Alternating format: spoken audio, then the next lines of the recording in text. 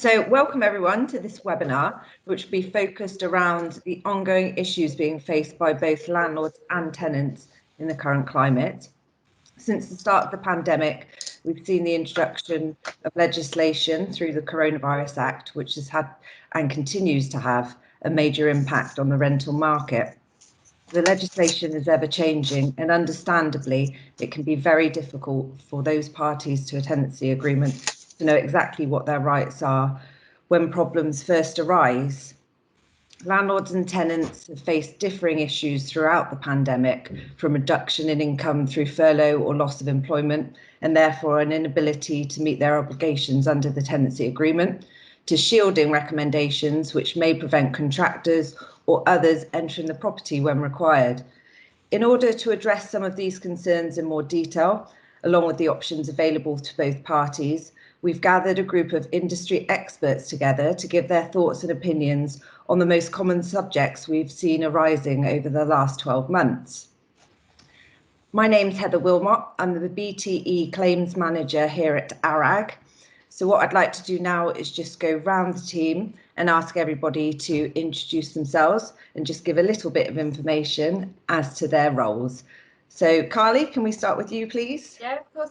I'm co-director of Paula at Woodstock Legal Services. We are a law firm, and we have a large team that specialise, as do Paula and myself, in residential landlord and tenant law. So we do possession proceedings, working with agents, training documents, and lots of debt recovery, disrepair claims. And I tend to head up the debt recovery team. Fantastic. Paula, can we go to you? Yep, I'm Paula and I'm a solicitor and co-director. I head up the possession team, so we're dealing with a lot of evictions at the moment and tricky cases keeping us on our toes. Mm-hmm. Great.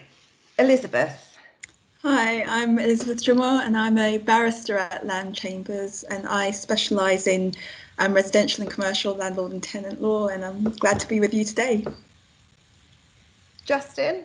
Hello, I'm Justin Bates. I'm a barrister at Landmark Chambers. I'm the editor of the Encyclopedia of Housing Law, and despite what it may look like on your screen, I am not wearing sunglasses. This is just what's happened to my glasses. I tried taking them off, but then I can't see my screen, so I'm afraid this is we're going to have to leave these on for a bit.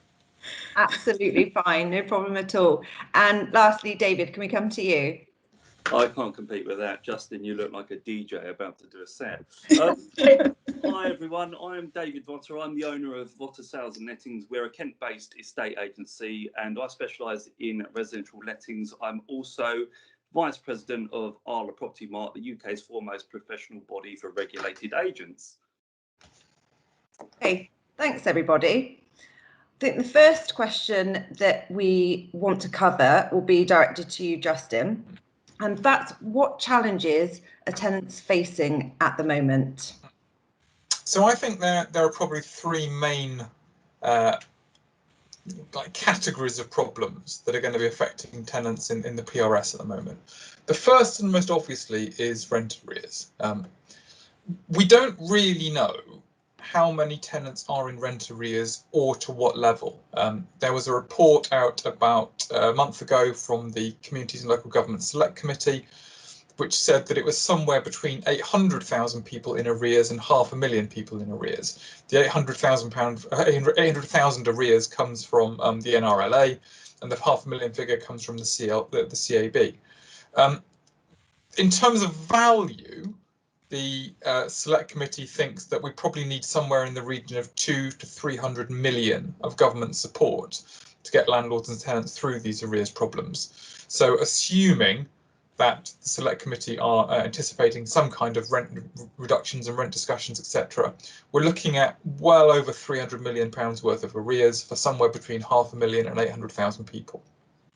The second problem, I think, is overcrowding, which might seem a slightly odd thing to say, but you've hopefully all saw over the weekend the report that was published by the National Housing Survey, which showed that 1 in 7 private renters are now overcrowded, up from about 1 in 15 before the pandemic. So you can see what's happened is people have left properties they couldn't afford, or they've left to go and look after elderly relatives, other relatives, and they've stayed where they are.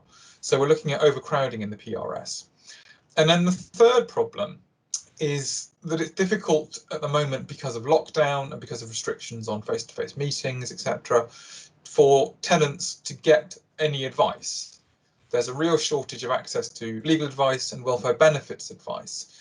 And given the number of people who suddenly find themselves having to claim benefits, again, you might all have seen that there were, I think, 1.2 million new claims for universal credit during the pandemic. Not being able to access advice means that you don't know the full extent of the options available to you. So I think those are the three sort of most immediate problems there. I mean, there are going to be problems in the long term.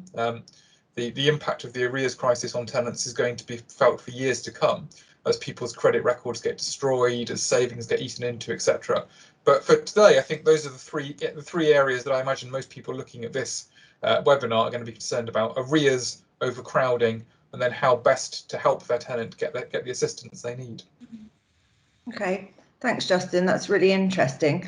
Just to clarify, when you're talking about the PRS, just for those that on the call that may not know what that relates to. Oh, the private rented sector, because no phone call no call at all would be complete without an impenetrable acronym. So that's my contribution to it. PRS, private rented sector. Fantastic, thank you.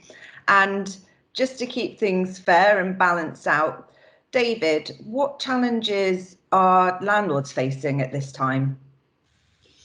Absolute decimation. I mean, it's an interesting one, because I am the servant of two masters, so landlords and tenants. I've got a duty of care to my tenants to make sure they're safe, their well-being's good, they're looked after, and I've got a contractual obligation to my landlord to make sure I'm abiding by my contract and taking care of business, basically. So there's this perception that all landlords across the country are wealthy, they've got loads of money, they've got a bottomless pit to dip into, they go round, at the weekend with, on their horses hunting foxes, and all this weird perception, when the reality is quite different. And I'll give you an example of this. So about a year ago, probably longer, a landlord had this tenant in London. He had this property in London. He took a job over in New York, really good job.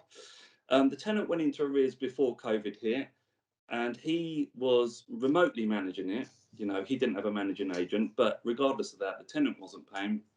Now, this landlord lost his job out in New York and needed to return to the UK to move back into his property. Now, it's a two-pronged attack. So with the landlord, he's lost his job, right? So he's in trouble financially. His tenant's also failing to pay. So he's got no income there. So he can't pay the mortgage on his rental property either. So this landlord faces repossession. He could lose his property. He could lose everything. And this is the conflict we have between landlords and tenants, because the way the judicial system works, and Paula will probably tell me to get off my high horse quite a lot, but there's tenants that can walk away from owing 12, 18 months, 2 years worth of rent scot-free. There's no real comeuppance because they could disappear. Whereas a landlord losing all of that money would financially cripple them, because we're looking at mortgages. So the challenges facing landlords is, one, getting possession of their property, two, surviving on income, because let's face it, COVID's ruined a lot of people, and there's a lot of people without money.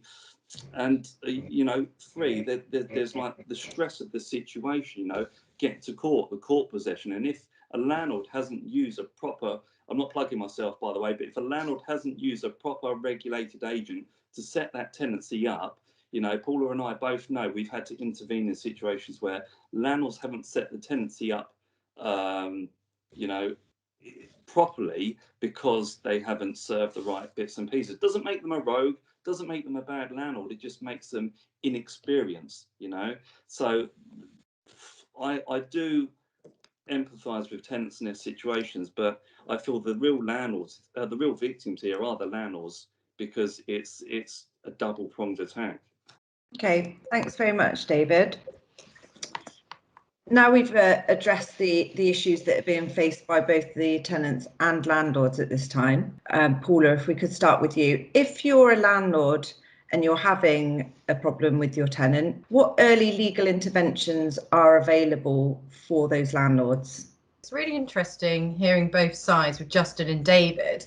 And what I am hearing is that you need to communicate with your tenant. So a landlord needs to speak to their tenant, and the tenant, it's really important that they approach the agent and the landlord and say, look, I'm struggling here. I've been furloughed. I've lost my job. Please, can we try and find a solution? So we have been working really hard with landlords and letting agents to try and help them. And some of the solutions are a rent reduction. Now, with a rent reduction, it doesn't have to be permanent. I say to landlords, review it every month. Look at your own finances. So don't be too generous if you think, oh, it's going to get me into trouble with paying my mortgage. And make sure you record it. So any agreement that you have with the tenant, put it in writing, because we have situations where a landlord will come to us and say, oh, they haven't paid the rent and I agreed a reduction. Well, on what terms? You know, is it the position that the tenant thinks you're not going to want to recover that rent?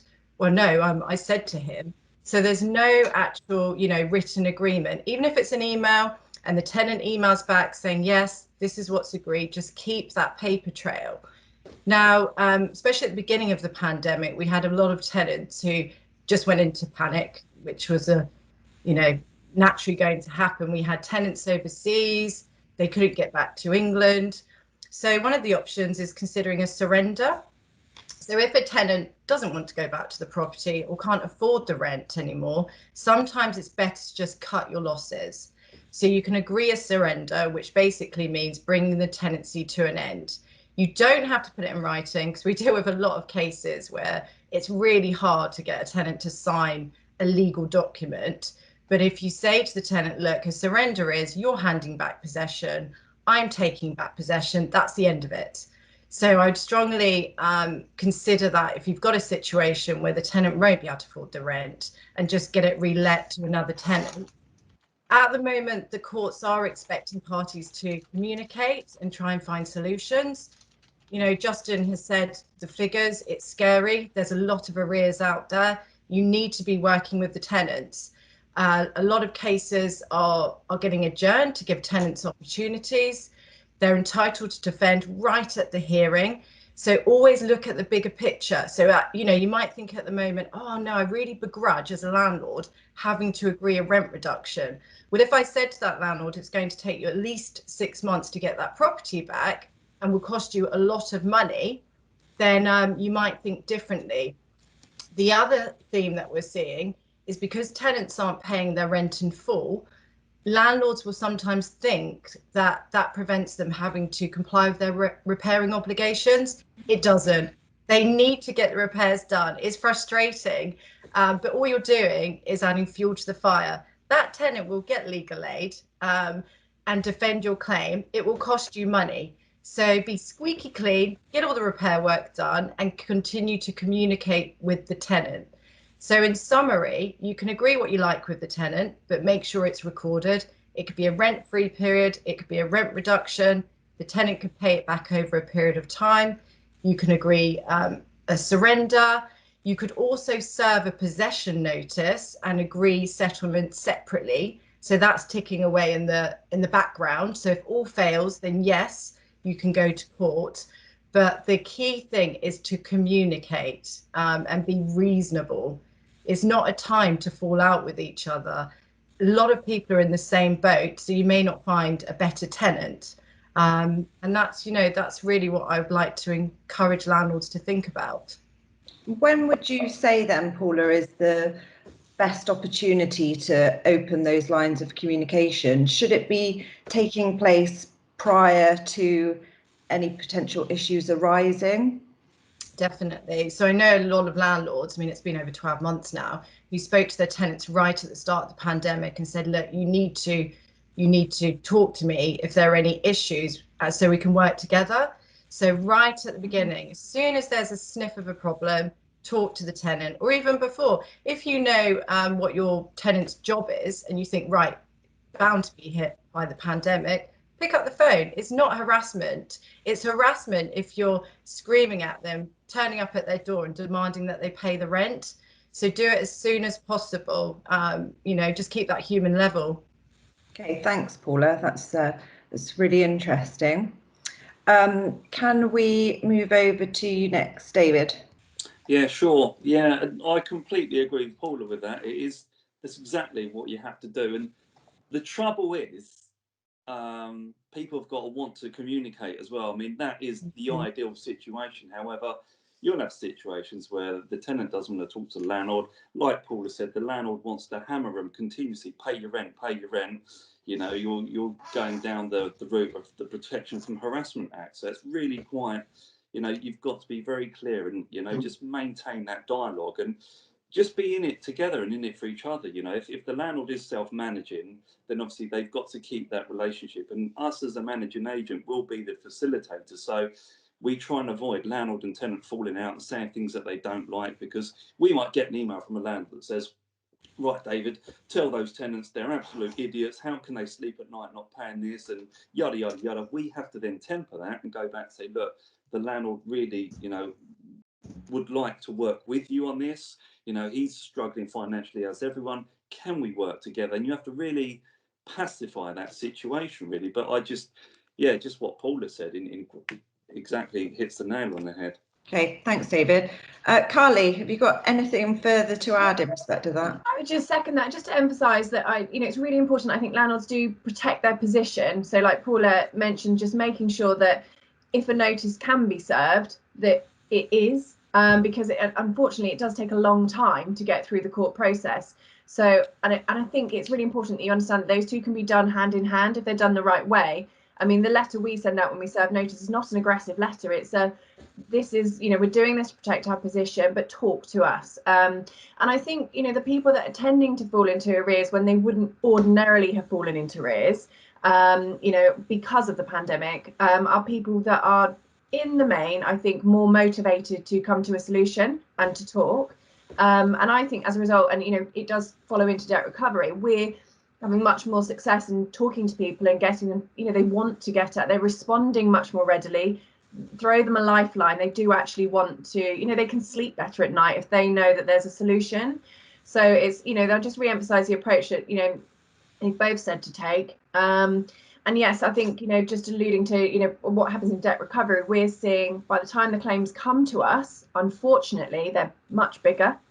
And whilst, you know, they've obviously put legislation in place to slow things down, unfortunately, a lot of tenants are burying their head in the sand as a result because they think that's okay, but actually the problem they get right at the end, which they will get to, is a bigger problem.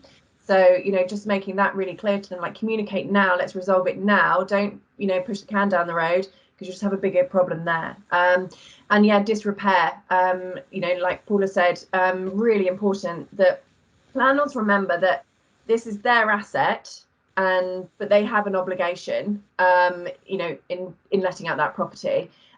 It's a tenant's home, you know, and that needs to be remembered, and they have certain protections, and just keeping that mindset and sort of getting landlords, particularly the one, David, you know, I've got lots of examples like that, where they've left their home because they've had to for various reasons and have let it out, and they kind of have to detach themselves from it being their home because it becomes very personal.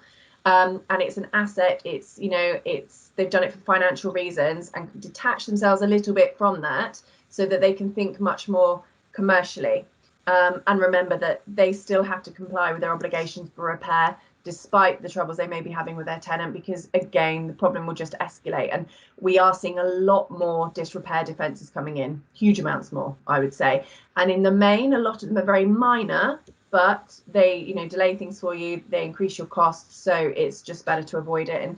And use your agent as well. And David hasn't paid me to say this, but having a good agent is really important, because it helps you. You know, I can imagine David gets very stressed emails from both sides, and, you know, a good agent will be able to take that stressed email from a landlord and put it in the right legal context so that it's received better by a tenant. And, you know, probably vice versa. So it's really important, and that you've got a good agent that's on top of everything for you. And you kind of can, you know, for landlords to kind of, like I say, just detach themselves from it, look at it more of an asset. I've employed a good agent, kind of release the emotion from it a little bit. And I think you can come to a much more pragmatic commercial solution that way. Sure. And Paula, just quickly back to you. If the tenant does agree to a surrender, rent reduction, or something along those lines. What are the implications for them? Will they have adverse credit ratings as a result of there being arrears and them not being paid back, or will any agreement wipe those out in effect? So it's whatever the agreement says. So at the moment, we'll see situations where the landlord may agree to just keep the deposit and write off the arrears. The agreement that you make is final. So if a landlord turns around and says, no, I'm happy to write off all the arrears, I just want my property back, I explain to the landlord, look, are you sure?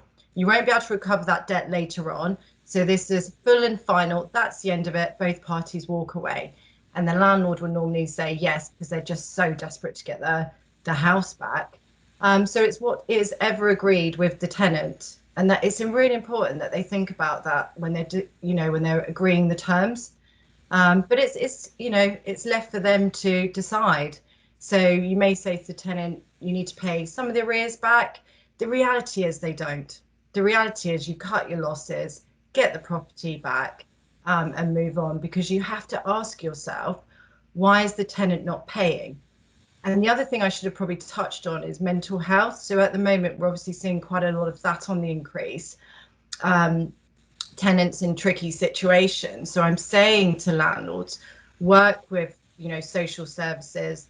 I've got one at the moment where the tenant needs some help. So I said, we can't go to court. It's a very protracted process if a tenant hasn't got capacity.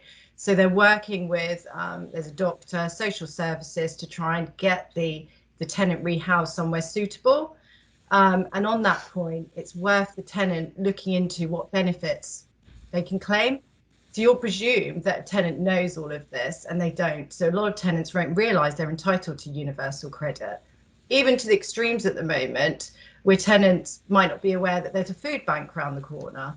So it's really important that landlords point out all of these, this help that's available at the moment to them, and just work together. Right, Elizabeth, I'd like to move on to you if possible.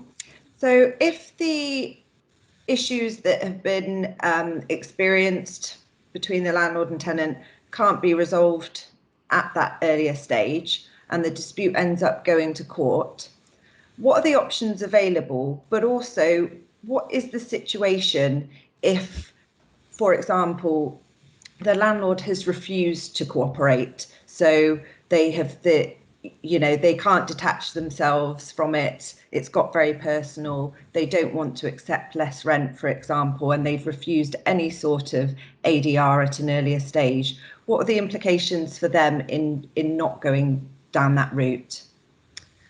Well, one of the requirements under the new arrangements for possession proceedings are that the court expects parties to at least engage and cooperate, and especially landlords. I think they've been asked to go the extra mile, as both David and Paula have outlined, really, in terms of communicating and proactively communicating with their tenants, just to see what effects coronavirus has had on their tenants before seeking possession proceedings.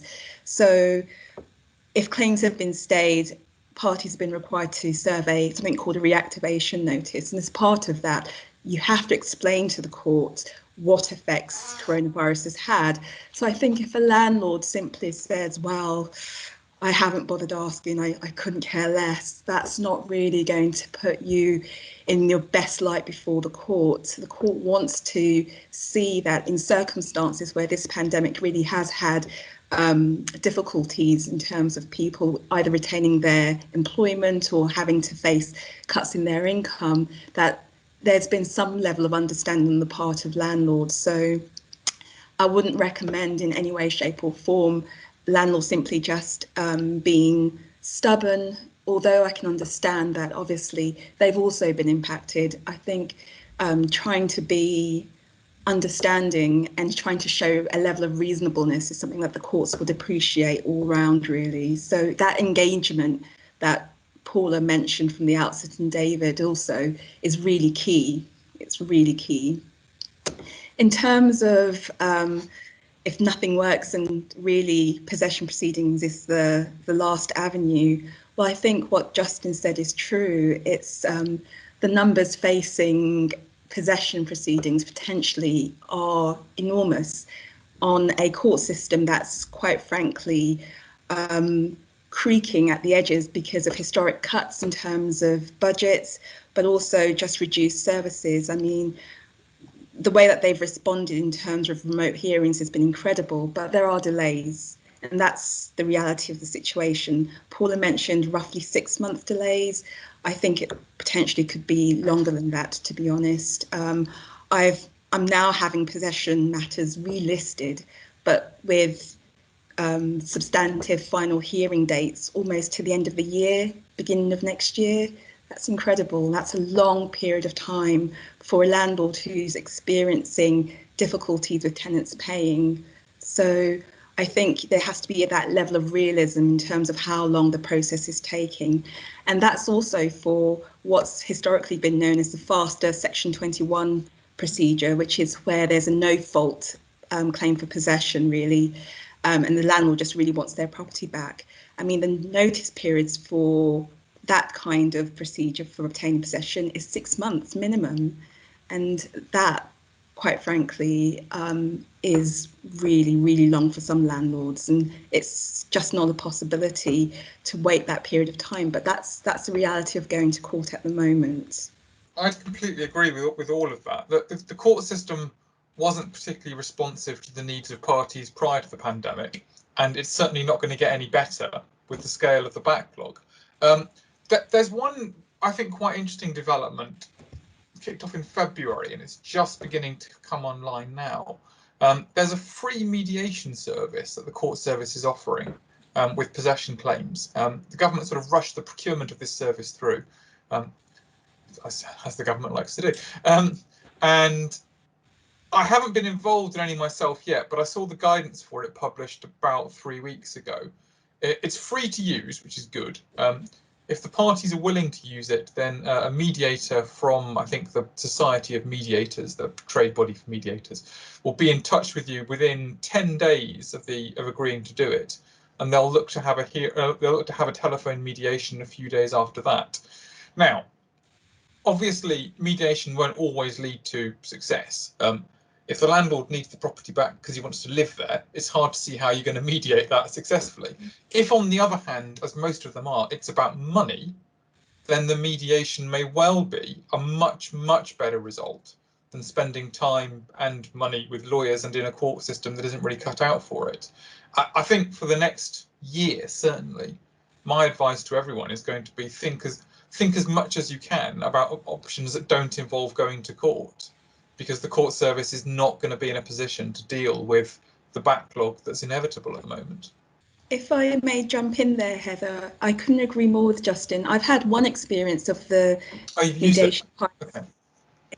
Yeah, and I was surprised, I must admit, just actually how easy it was for the litigants to navigate. So they understood the process and they were looking for a holistic approach, and it really wasn't as confrontational or as adversarial as I thought it might be.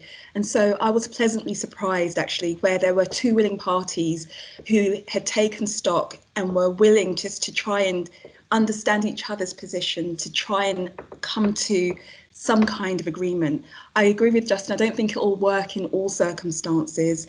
I think it probably requires a little bit more funding on the part of the government, really, if they want to roll it out across the board and have real tangible effects from it. But I think as a first step, it's not bad. It's not bad. Okay, so I guess what we're saying is that even if the early intervention doesn't necessarily work, there is opportunity at all stages to try and mediate between the parties in order to resolve the dispute before it reaches a final court hearing. So, court cases taken place, possession order is obtained, and there is arrears that need to be resolved. What are the options, Carly, for recovering those arrears?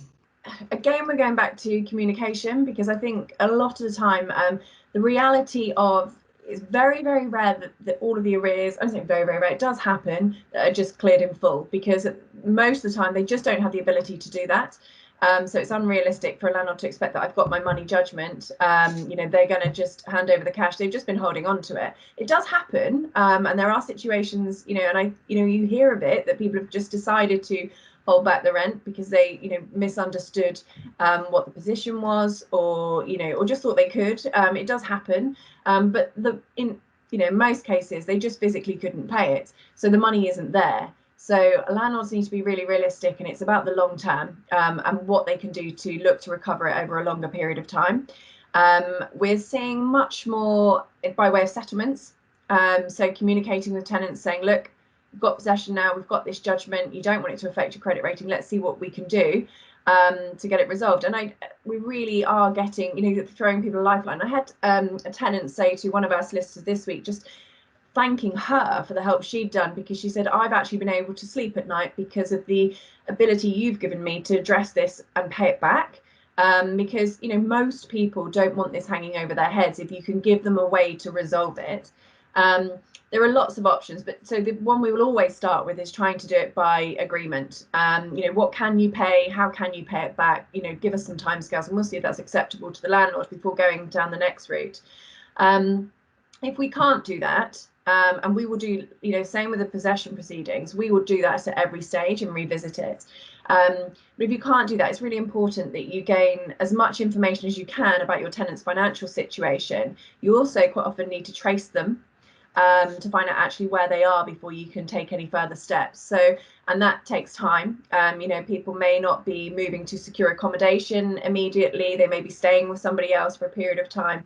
So, you know, that takes time, but we do lots of tracing, so asset trace, we'll ask them information, and then yeah, there's different tools that you can use. Attachment to earnings orders we use quite regularly, and that's, again, we just have to manage landlords' expectations that it's not getting the whole lump sum back, but you will get a fair proportion back on a, you know, on a monthly basis directly from their pay packet, essentially, putting it really simply.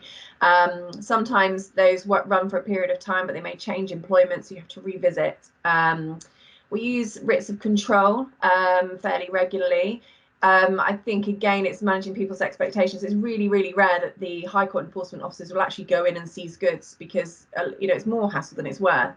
And actually, sometimes it's just that of having somebody attend the property. Obviously, they can't go in at the moment, attend the property, and again say, look, you owe this money. You know, what are your proposals to repay? If you want, you know, if you don't want us to come back again, you know, you need to look at it and you need to address it. We try and do as much as we can before we get to that stage, because actually the amount they owe by the time you've instructed the High Court enforcement officer is bigger, because you've got their costs on top. So we would much rather deal with it before that. And we are having, you know, success of saying, look, unfortunately, this is our next step if you don't communicate with us. And, you know, we contact tenants on, you know, on that basis.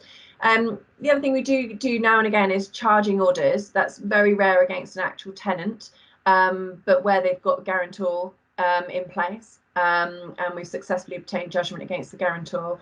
And, you know, my advice to landlords would be always, you know, seek to obtain a guarantor that owns property, because you then have that tangible asset to go after.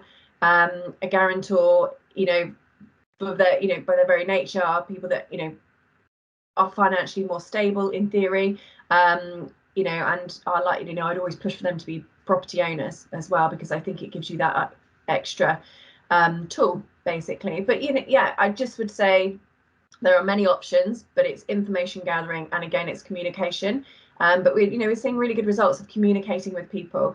I think it's really important that you gather that information as you go as well. And, you know, the big concern for me is that actually the court delays, whilst they're put in place, you know, in the extended notice periods, all of this are put in place to support tenants. I actually think they're coming out of a much bigger problem at the end. And landlords have got a long time to enforce that. They don't, you know, it's not, you know, it goes away after a year, it's still there. And actually there's action they can take, and it may be that they can't recover it in the first year, 2 years, but they can revisit it. And, you know, we will always say to landlords, you know, revisit, see if you can negotiate payment of a small amount now, revisit in 6 months' time, can they increase their payments? It's a long game, basically.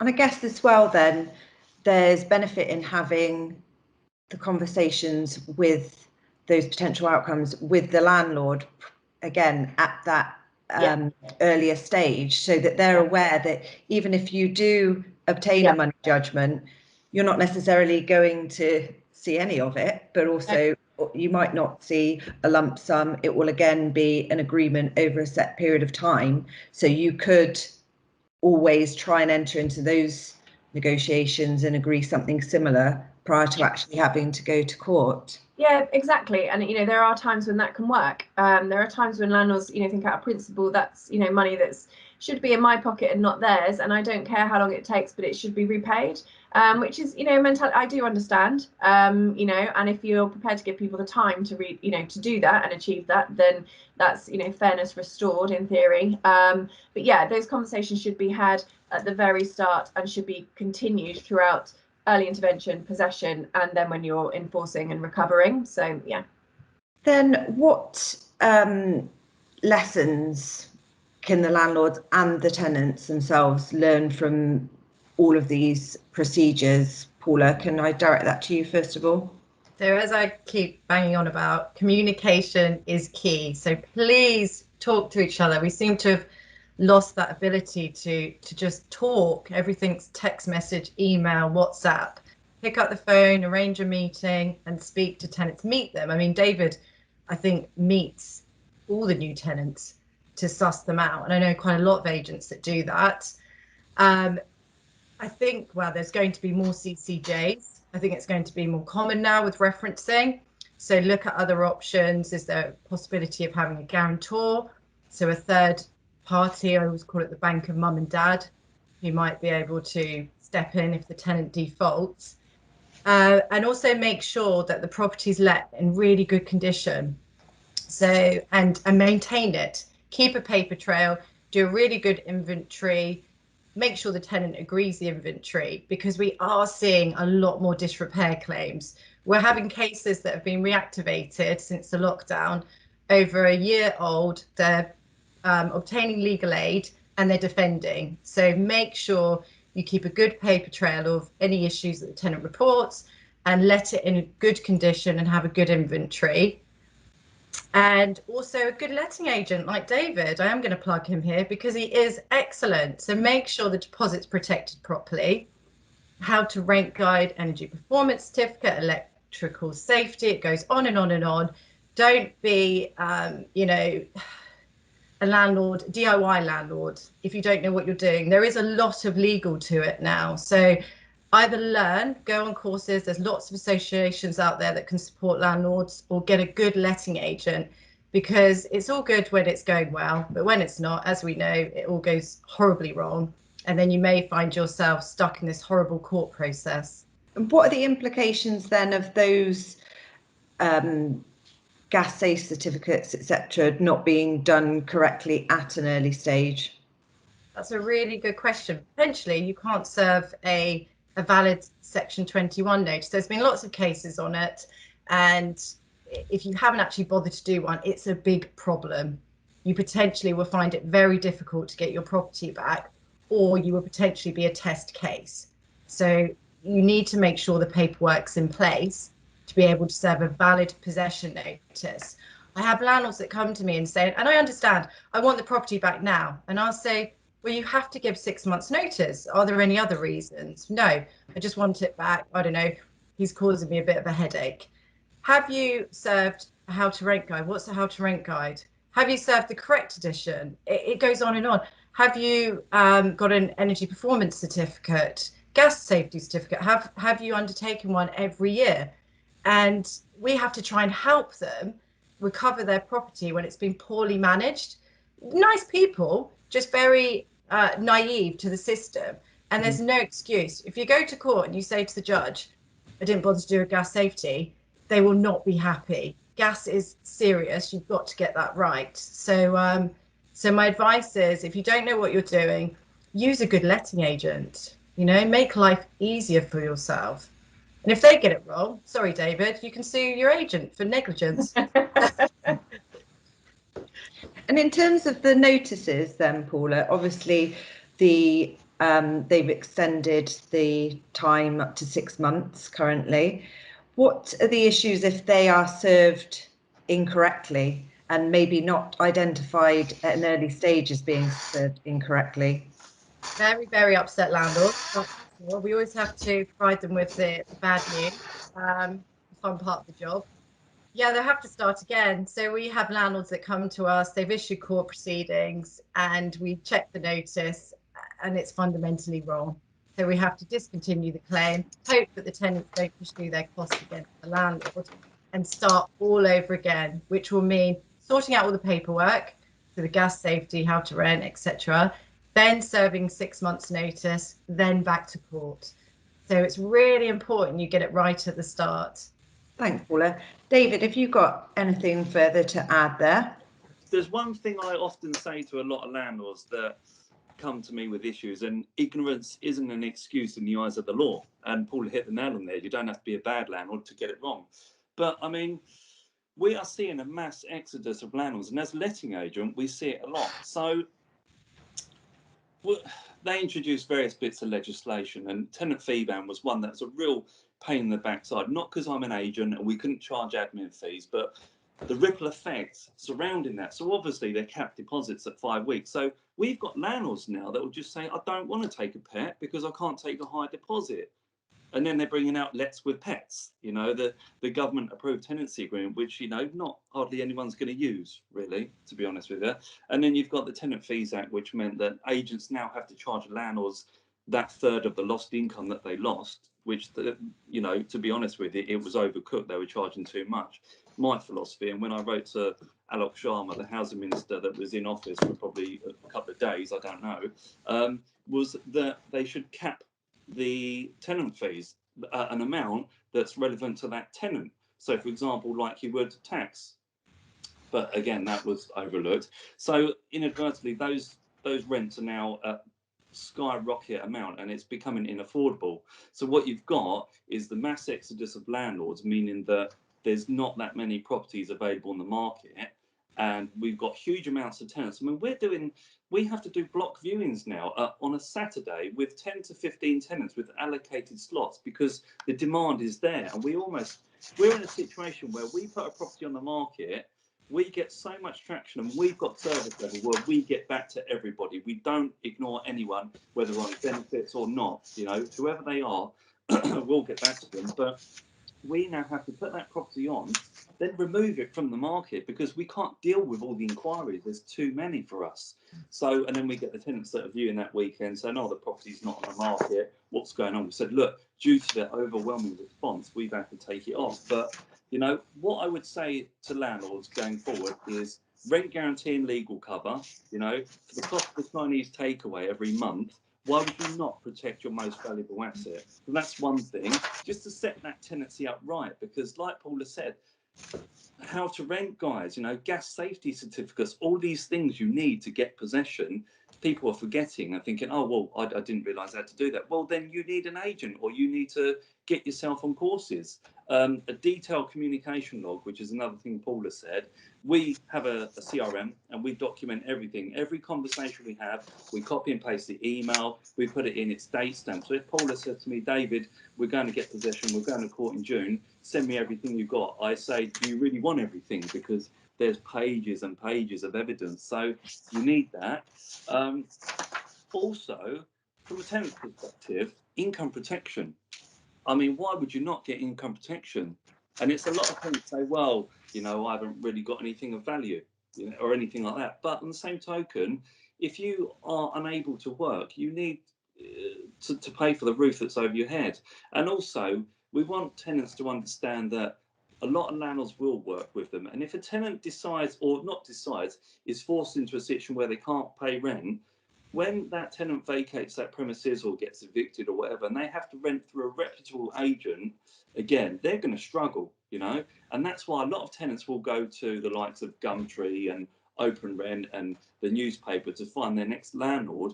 And that landlord is advertising, I'm into the generalised statement, I'm not talking every landlord, but landlords will advertise in certain areas because they want to go under the legislation and not get caught. So then that tenant will then end up in a worse situation with a worse property. So again, it's all about communication. You move into that property, let people know. And we've had a few during COVID where they haven't said anything. We've contacted them, said that, what, are you okay? What's going on? You know, talk to us. And then there's others that said, look, David, we're really struggling. Could we do a part payment?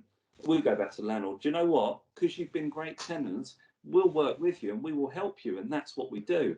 And surprise, surprise, those accounts are now up to date. But the ones that don't want to help themselves, that bury their head in the sand, that think the landlord will pick this up, you know, because they're financially better off than I am, are the ones where it goes horribly wrong. No one wants to go to court. No one wants the anxiety of going, I've got a court order. I'm going to face eviction. I'm going to have a money judgment order. I'm going to have, you know, attachment of earnings. I've got to pay this debt, a CCJ. It's just not a comfortable place to be. And I think the government has failed us. I'm probably going to get in trouble for this, by the way, but the government has failed us all miserably in the way that the legislation in place is not fit for purpose. And we talk about a no-fault eviction, Section 21. I mean, what landlord evicts a good tenant for no reason? A lot of it is due to rent arrears, you know, there being problematic tenants, or the landlord has to move back in financially or move a family member. This whole perception of, you know, when Shelter are saying about no-fault evictions, tenants are being served no-fault evictions, there's always a reason. There's never not a reason. So we're talking about the Renters Reform Bill, you know, abolishing Section 21. They've got to have a robust system in place to counteract that. No, thanks, David. That was really interesting. Justin, have you got any thoughts about the lessons that can be learned by both the landlords and tenants? No, I'm just going to reply to David for a minute. The problem with it you're describing, though, David, stems from the fact that we have a fundamentally unsophisticated private rented sector in this country. The average portfolio size is 2.1 units. And so I know all this from the work we did on the right to rent judicial review, where I was representing the NRLA. We have a fundamentally amateurish private rented sector. It's because people have become landlords not because they have a desperate desire to own property based on some misguided love of monopoly games. It's because there's no other way of making a return. It's because people have got properties that they bought when they bought their first flat and they've got married and they've moved out somewhere, or it's they've got their money from their pension or from their redundancy or whatever, and nothing else gets a yield of 6-7%. We use property in this country as a proxy means of supporting the incomes of a certain class of society. Now, whether that's a good or a bad thing, I don't know. That's a political question, not a legal question. But the problem is that when you've got landlords who treat landlordism as income stream, and who, because their portfolios are quite small, don't have the time or the inclination to read up on what's around it, what happens is you get the kind of problems that you're describing. I mean, the idea that a landlord might have to carry a rent arrears for a period of time doesn't strike me as particularly revolutionary. You're running a business. There'll be times when you don't get paid. There are shock horror people who haven't paid me. There are shock horror people who haven't paid you. Running a business means running with a degree of loss. The problem is where you're using that, where you've only got one property and where that property's income is your pension, you've got no scope for loss. And that's the bigger question you need to grapple with. It's not around whether or not you have no-fault evictions or such like. No-fault eviction is a symptom of the fact that we have too much, in some parts of the country, we have too much demand for housing and not enough supply. It's a symptom of the fact that until relatively recently, rents increased without any regard to the wider inflation, because what was increasing was an asset, not by reference to what people could actually afford.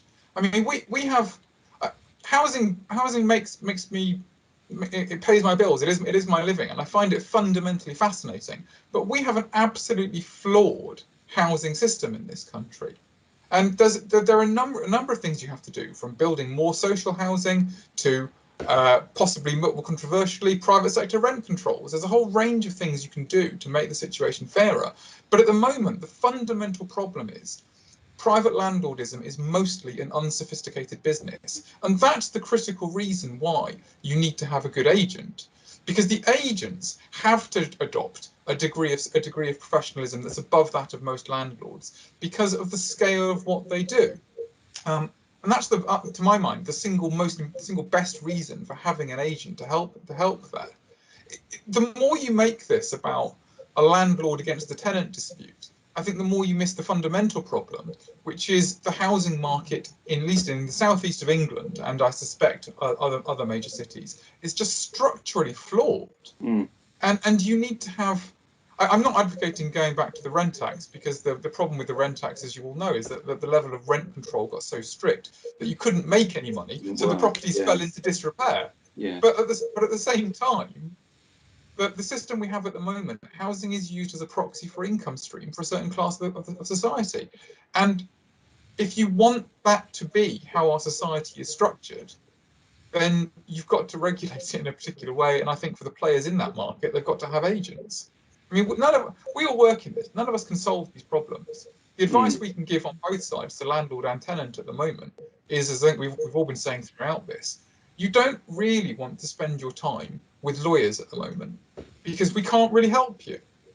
I mean, I can draft you a claim form as a landlord. I can draft you a disrepair defence as a tenant, and in a year's time, you might get in front of a judge. It doesn't really help anyone. I mean, I get paid, and that's great, and I like money, so I have no problem with getting paid. But that doesn't actually help anyone. Don't solve it, does it? No.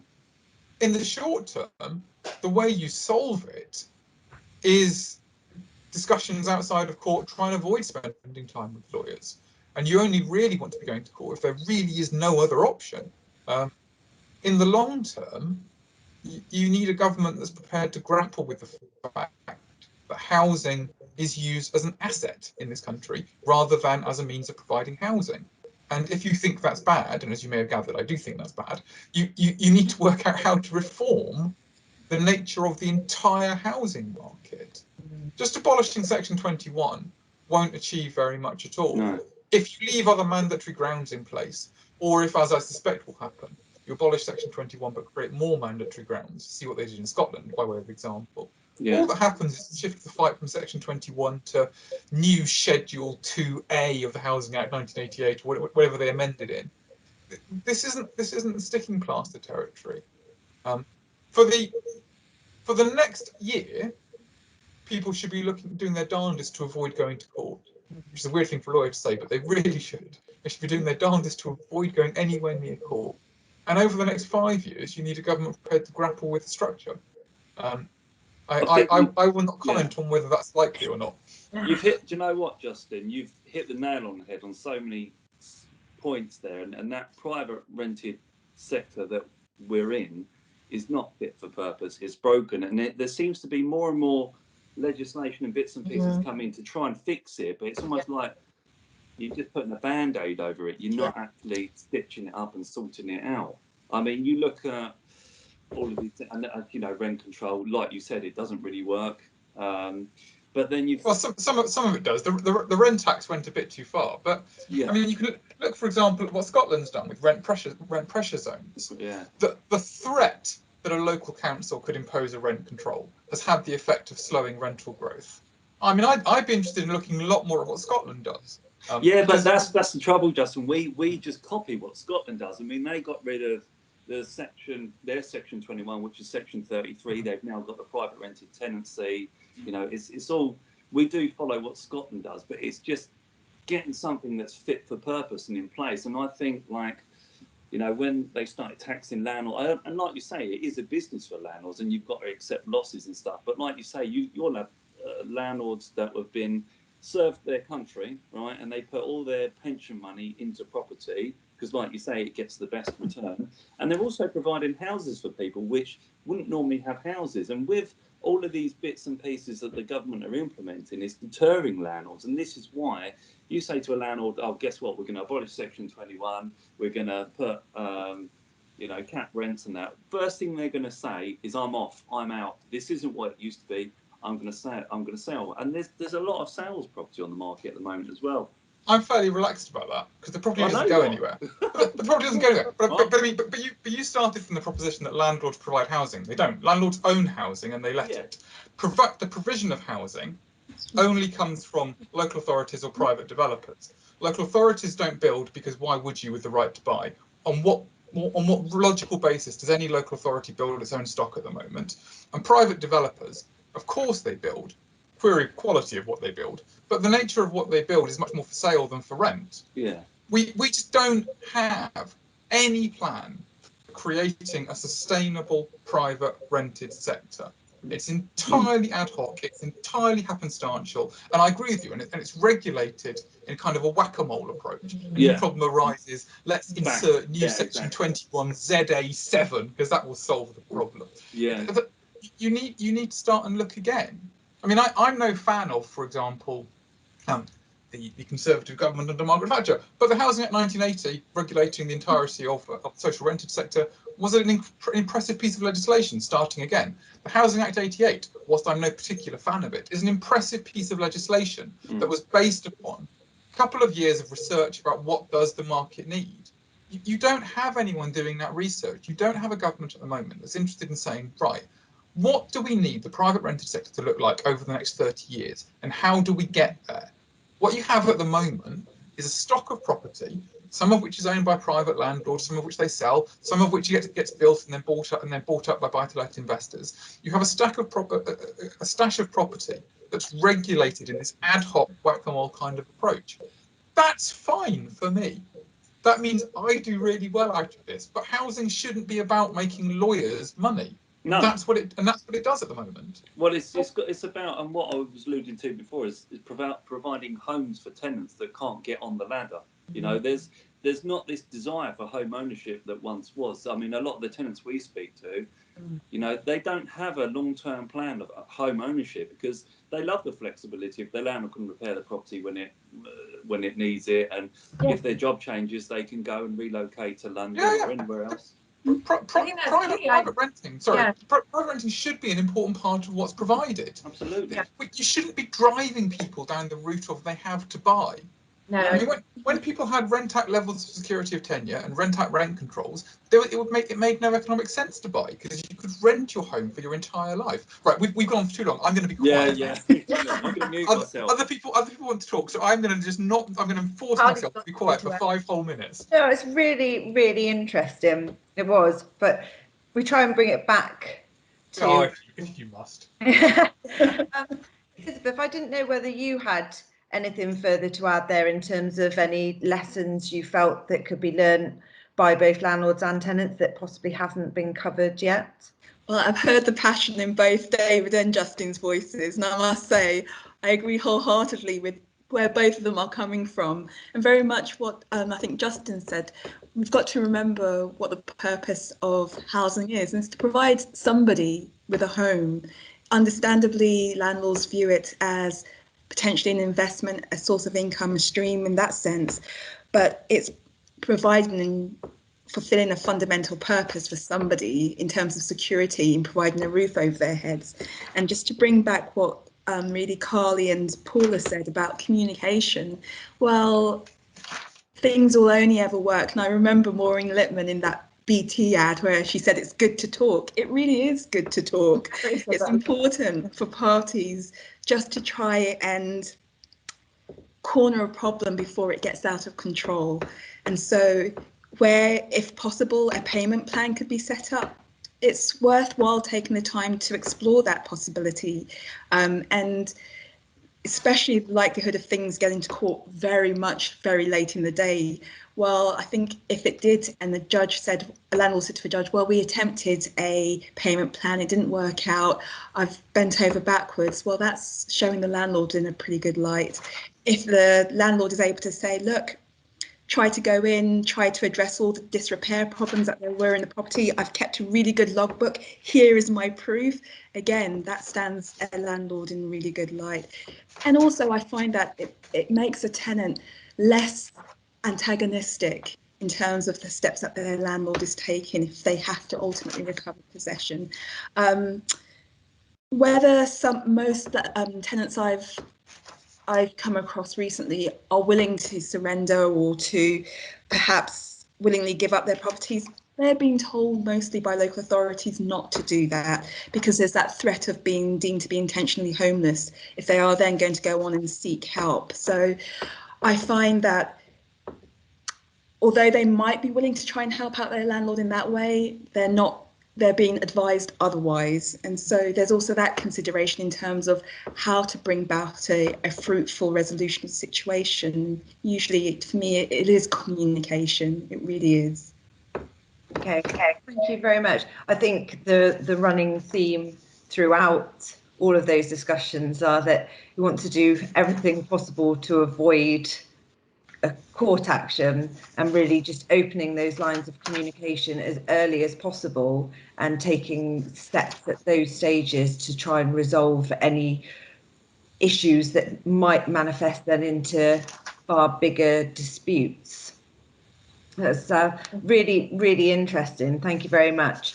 I don't know whether anybody has got anything further they might want to add. We've had a couple of questions put forward, one of which I think has probably been covered off in some detail, but I'll run through it again. But I didn't know whether anybody else had any further comments just in conclusion of what's been discussed today. I'm going to stay quiet because I'll just start ranting and getting on my high horse again. Paula, did you have anything at all? No, I think I've made it clear about communicating, and obviously we are dealing with the cases. So, you know, like Elizabeth has said, it is taking months. I've got a hearing listed for August that was issued in January. So, you know, just be aware of everything. When you're having an angry day with a tenant, just take a step back and talk to the tenant the next day. Sure. Okay, well, we'll go into the questions that have been put forward. As I said, there's only a couple. So the first one is, and I'm not sure who will be best placed to direct this to, possibly David, but if a tenant won't allow people to enter the property for viewings during the pandemic, doesn't say why, but I guess maybe they're shielding, for example, the tenant is. What can a landlord do? Not a great deal, because you know you've got in a tenancy agreement you've got the forfeiture clause and the landlord's got the right of re-entry, but let's not forget statute law. The tenant's got the right of quiet enjoyment, exclusive possession, which basically means they can exclude all others. So whatever's a lot of landlords believe, I've got something written in my tenancy agreement, I can enforce it. Sometimes it can be an unfair clause, so we always go to statute law, and statute law currently would be protecting public health basically. So for a landlord, again, it's communication, work with your tenant, see when you can get in. I mean, say for example it's on the sales market, we have to adapt. I mean, we've got one at the moment which is a great example where the tenants, you know, have been a bit poorly for whatever reasons. They've had some bereavements, they don't want anyone in. We've served a section 21, but it's amicable, they understand. We've given them the 6 months notice. We said, look, if you find somewhere, you're free to go before that 6 month period. However, could we do a video tour? So they sent us a video of the property. We sent them pictures. The investor has brought it, but they won't complete until they see it. So everything's on hold because of that. And whilst, you know, we want to say to the tenant, come on, let us in, we can't really force that issue. If they don't want us in, you can't be seen to keep harassing them, because that relationship will then go sour. And then all of a sudden, for the rest of the term that they're in there, they might stop paying the rent, and you'll end up in court perhaps. So that, I hate to say it, it's a tough one for landlords. Okay, and just changing that slightly then, if it wasn't for viewings, but say there was disrepair to the property, Yeah. and a contractor needed to get in, Yeah. what would the position be there?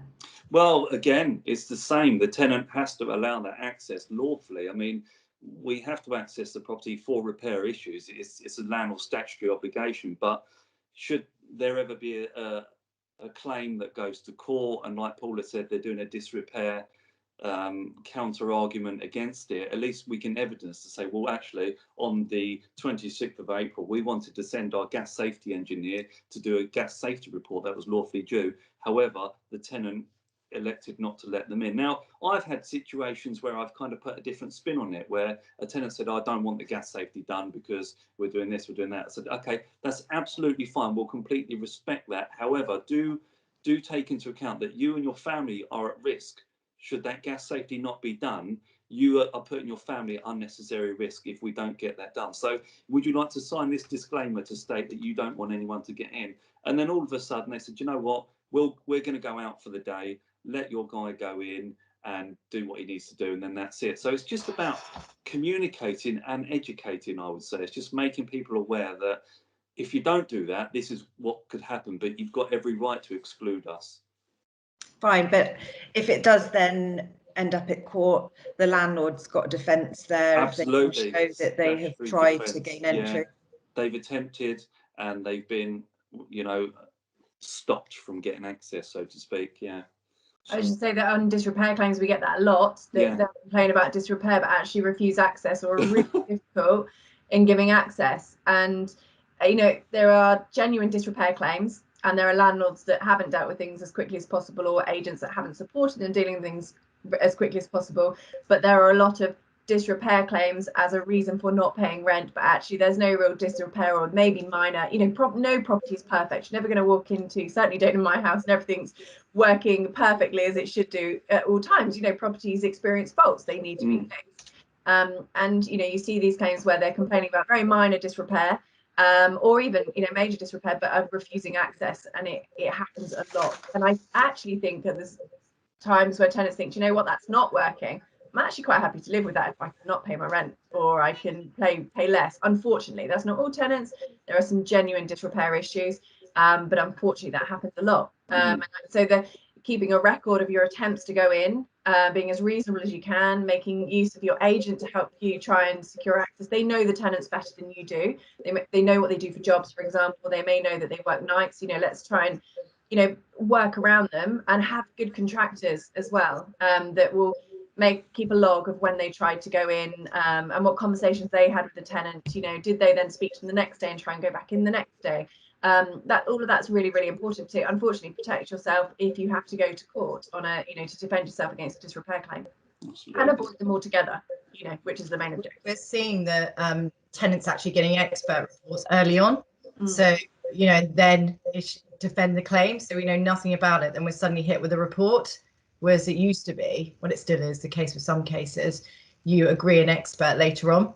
So they're coming to us with expert reports. So because they're relatively affordable to go and get an expert report. There's companies that will do a desktop, you know, survey for you now. You know, everybody's become better at working remotely, and they will do that, and they're, you know, they're fairly affordable, and they will kind of, you know, like you say, get their ducks in a row. But yeah, it's really important they communicate, and important they make a record of when they were notified and when they had knowledge, because I think that sometimes gets forgotten. If the landlord didn't have knowledge of it, and when not notified, then how could they deal with it? You know, and you know, a lot of tenants forget that. And then, you know, how could they have dealt with it if you didn't allow them in? And actually, again, what a lot of people don't, you know, deal with properly is it's not possible to get a contractor. I mean, at the moment, it's so difficult to get a contractor to do anything at the moment. What is reasonable amount of time? And, you know, it's not reasonable necessarily to get a gas or, you know, heating engineer to your property that same day. It's really, really difficult. So, you know, in the summer, if your heating's not working in, you know, for a day, couple of days, you know, what's, you know, it's very different to a landlord who's not bothering to send in a contractor when you've got no heating in the winter. That's very, very different. So it's trying to find a middle ground, isn't it? Because I have landlords who will say, well, I lived there before and it's absolutely fine. No, I don't mind the heating not working that well. And you think, no, that's not the same. And that goes back to the point that Justin makes, you know, these DIY landlords, you have to learn, you have to educate yourself. It's a business, you know? So it's, you know, a lot of mediation between the parties and trying to find some sort of middle ground. It's worth saying, if you don't want to wear that extra jumper because it's cold in the house, that over the period of the pandemic, actually landlords have been allowed to enter properties to effect repairs. That has been one of the permissible reasons, especially gas safety. I mean, that's always been high on the list. So it's worthwhile, where a tenant's not shielding or there are other health reasons behind it, just to remind them that it's for their benefit that you're essentially going into the property. And definitely what Carly says, keep detailed logs of notification, when contractors go in and inspect, and then when the repairs are completed. And most contractors, or when we've watched them on disrepair cases, we've said, can you tell us as well, because we need to tell the tenant what precautions you're going to take as a result of the pandemic, you know, and these contractors thought about it. They will be masked up. There will be not 3 of them. They'll do it if they can do it with 1 of them. They will go at certain times of the day. They will wipe down after they finish, that sort of thing. And if you've got, particularly lettings agents, managing agents, if you've got a good bunch of contractors that you work with, it's much better. Yeah. It will take these things seriously and do a proper job. Okay, thank you very much. And the second question that's been put forward, and as I said, I think this has probably been addressed in some detail, but if anyone's got anything further to add, then please do say. My tenant has lived in my property for over 5 years, however, recently has fallen into arrears due to being on furlough. What steps should I take to protect myself and ensure I get the outstanding rent back? Paula, did you want to jump in there? Again, I think it's probably been addressed in some detail. Yeah, in short, to talk to the tenant and try and sit down and look at finances. So one thing I didn't add is that you can ask the tenant for their financial information. There's nothing wrong with that. So if they've said they've lost their job, ask for proof. Ask them to fill in like a means questionnaire, just setting out what their outgoings are and their income, and try and find a figure that works for the arrears to be paid over a certain amount of time.